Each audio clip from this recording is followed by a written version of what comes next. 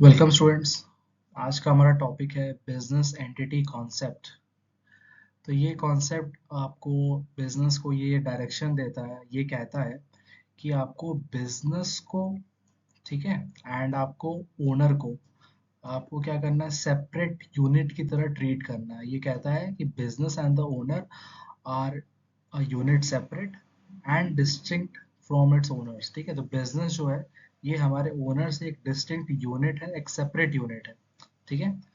फिर है कि business unit should have a completely separate set of books. तो बिजनेस का ना एक completely different separate of set of books होना चाहिए। ठीक है, जहाँ पे हमारे ओनर के कोई पर्सनल रिकॉर्ड्स या ट्रांजेक्शन्स रिकॉर्ड नहीं किए जाते हैं। ठीक है, और जो भी यहाँ पे बिजनेस ट्रांजेक्शन्स रिकॉर्ड होता है, ये रिकॉर्ड होता है from firms point of view. हम फर्म के पॉइंट ऑफ व्यू से रिकॉर्ड करते हैं, ना कि ओनर के पॉइंट ऑफ व्यू से। ठीक है। नेक्स्ट है बिजनेस का जो प्रोप्राइटर है उसको हम ट्रीट करते हैं एज अ क्रेडिटर। हम ये मानते हैं कि बाहरी पर्सन है जिसने हमें क्या दिया है, हमें कैपिटल ला के दिया हुआ है। ठीक है, और ये कैपिटल जो है हमारे लिए एक लाइबिलिटी होती है। आई होप कि आपको समझ में आ रहा है ये कॉन्सेप्ट क्या कहता है। ठीक है, आइए इसका इम्प्लीकेशंस देख लेते हैं हम लोग। तो इसका इम्प्लीकेशन होता है कि कैपिटल को हम ट्रीट करते हैं एज अ लाइबिलिटी। ये आपको अपने पिछली स्लाइड में आपको बता दिया था कि कैपिटल को यहाँ पे लाइबिलिटी के तौर पे ट्रीट किया जाता है।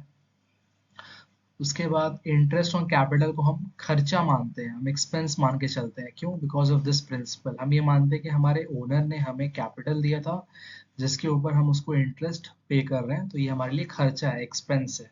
ठीक है।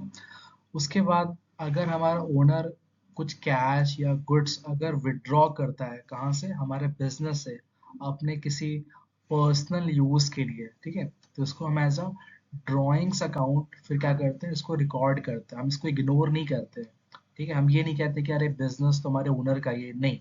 अगर हमारा ओनर बिजनेस से कुछ पैसे या कैश निकाल रहा है या गुड्स निकाल रहा है, तो उसको भी हम क्या करते हैं, रिकॉर्ड करते हैं। ठीक है। प्लस अगर आप इस कॉन्सेप्ट को अगर फॉलो नहीं करते हो, तो आप प्रॉपरली बिजनेस का नेट प्रॉफिट और बिजनेस की फाइनेंशियल पोजीशन को आप एसेस नहीं कर पाओगे। तो ये बहुत ज़रूरी है कि इस प्रिंसिपल को फॉलो किया जाए।